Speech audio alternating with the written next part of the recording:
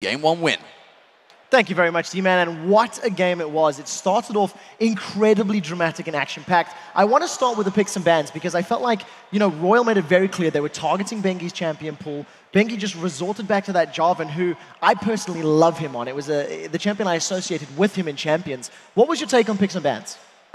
In picks and bans here, I think SK Telecom had a big edge right from the get-go because we had a situation develop where SK Telecom picked Jax. So you're talking about one of the strongest split pushers in the game. And they waited for that Faker pick until last. And why I love this is they set up an extremely strong 4-1 split because they had so much disengage. So Royal, they know how Royal plays. In fact, these guys, I think, scrimmed 23 times and SK Telecom went 20-3 against them. So they know how they play. So you know that Royal's going to 5-man dive you if you see them, if they're going up against the split push. What do? Huge amounts of disengage, huge amounts of crowd control to keep them under turret, continually getting hit.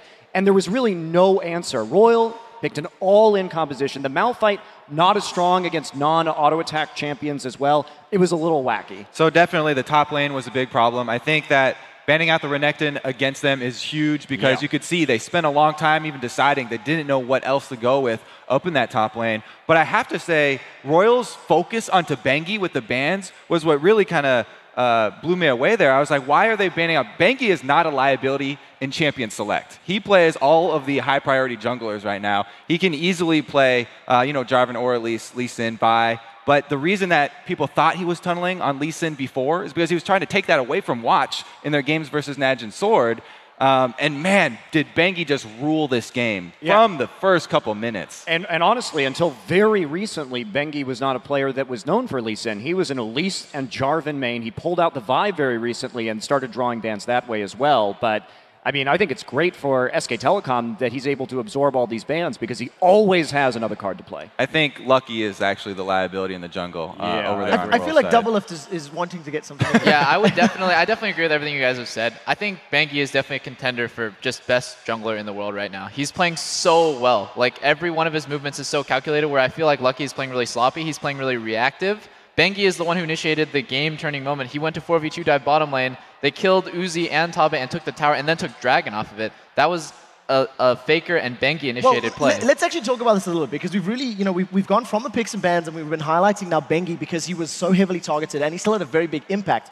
But the early game basically decided this matchup. We did see Royal getting the first tower. They got some kills under their belt, but my word, did Faker play well. And some of the rotations, I think, Crepo, you had some thoughts. I actually want to go back a little bit earlier than that because the way they played the early game from Royal was really impressive. They managed to hide in their jungle, don't give any entrance to SKTT1, allowed them to actually dodge the 2v1 matchup, put Malphite against Koki and Fresh, and as we saw, Piglet and Pumandu, they couldn't get him down, they couldn't get him poked down. Eventually, Malphite got too much wave clear. They were even taking tower shots. I saw at least like 3 or 4 tower shots on Piglet and Pumandu. At the same time, on top lane, Uzi and Tabe, as a Sona and a Vayne, were out pushing and out poking a Jax Jarvan combo. That's a very lethal combo. I props to them for doing that. Then Lucky joined in.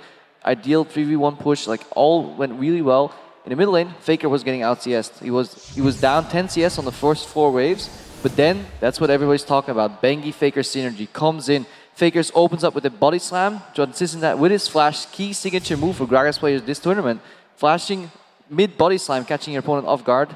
Not allowing them to flash out. Instant combo from Jarvan.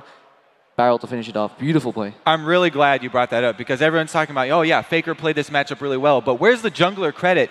Bengi got the first blood. He got him the first blood, and then a repeat gank. Before the flash is back up again, Bengi's the one, he deserves the credit for that. To be fair, that ties in with what Doublelift said. Okay, it's a favorable matchup.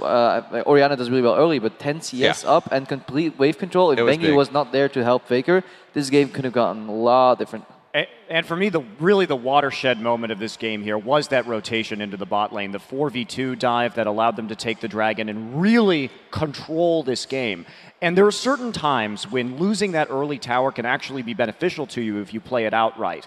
In teams where we saw the hard push up to the first tower, and that left an entire lane. And even though Malphite, has this teleport, he had to push it all the way back in order to put that map pressure back up. And that allowed Impact to move into mid, and then Faker and Bengi to go down to the bottom lane. So they made something out of that, which is what you see from the best teams in the world. Perceived disadvantages, They use the map so well. What a clean rotation. And that's always what we give a lot of credit to SK Telecom for. Yeah, one thing I don't want to see change from this game to the next is how aggressive Uzi is. This guy, he played Vayne, which is an incredibly squishy, low base HP champion, and he's not afraid to flash forward and just dive everyone by himself and just be like, my team needs a follow-up, like, go, go, go, go. I hope like a loss doesn't discourage you, because I know that White specifically is a really emotional player. You could tell after his first death that he got kind of like, rattled, and he died again, and then he just kind of sat mid and didn't do anything. He let his tower fall, he let Faker outroam him, and those are things that you can really easily prevent by just good communication, not going on tilt. We actually still remember that play on the bot lane where Uzi just tumbled past the tower, reset tower echo, went back in, flashed out in the last shot, and then just stood in the brush, just teleport out. Like, didn't care. Nerves of steel. But I have to ask you, Peter, because you predicted White to go over Faker in this laning phase, and this was really reminding me of that Xmithy over Dandy prediction that he made as well. Hang on a second. To be fair, it wasn't 1v1. It wasn't Faker, it was Faker and Bengi. Bengi was there as well. I'm just highlighting that really quickly. In a 1v1 setting, White did make Faker base at 16 CS, and White had like 32 CS, so he was doing really well in 1v1. That's probably why they banned 2 junglers there, because Bengi has been destroying them. It's also just the matchup, though, right? It's Gragas' job to live until 6 and then all in at 6, and that's really where the power comes from. Very final word, Crepo. Big disappointment for me this game was the misuse of Malphite teleport. As we said, good rotations, but against somebody with a teleport, they should be forcing rotations, and they should never be losing dragons. And 3 out of 3 dragons for SKT1. Really impressive. For the American audience, I felt like Malphite came out of left field and didn't really have an impact. All right, guys, we're going to take a very quick break, but when we return, it is Game 2 between Royal Club and SK Telecom T1, the Season 3 World Championship. We'll be right back.